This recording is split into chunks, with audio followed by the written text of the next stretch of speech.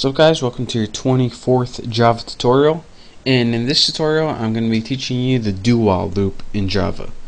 Now what the while loop did, if you remember, is it had a test condition, and whenever that test condition was true, it executed the loop body. But what the do while loop does is execute the body before it even gets the test condition, so you're guaranteed to execute the body at least once before you even check to see if you should be doing it or not. So the first thing we need in order for me to show you guys how to do this is a variable.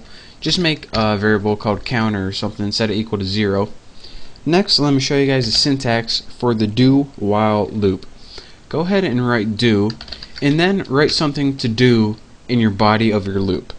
I'm just going to put system out print line, and I'm just going to print that variable counter, but I'm going to spell it right. And next I'm just going to increment the variable counter so this loop actually ends. And now after you're writing your loop body, then you write the while condition. So you want to do this while your variable counter is less than or equal to 10. So let's go ahead and show you guys why this works.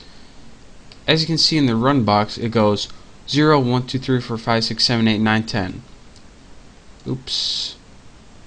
So we had a counter that was initialized to 0, and it did print it out while the counter is less than 10. And if you're saying, alright, this looks an awfully lot alike, wait a minute, it looks an awfully lot alike, there we go, like the while loop. So if you're wondering why is this even different, let me show you guys. It only does this loop while the counter is less than or equal to 10. So what if our counter was initialized to 15 or something like that?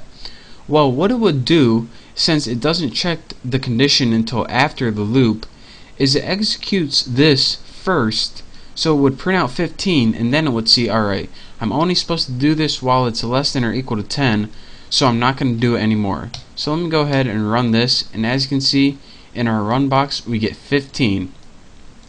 So that is the difference between a while loop and a do loop. Anytime you want to do something at least once, you use a do loop.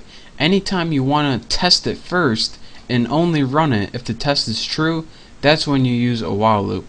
But again, a do while loop guarantees you at least one run of your loop, and a while loop only runs it when the test is true. So that is how you use a basic do combined with a while loop to form a do while loop. That's what it's called.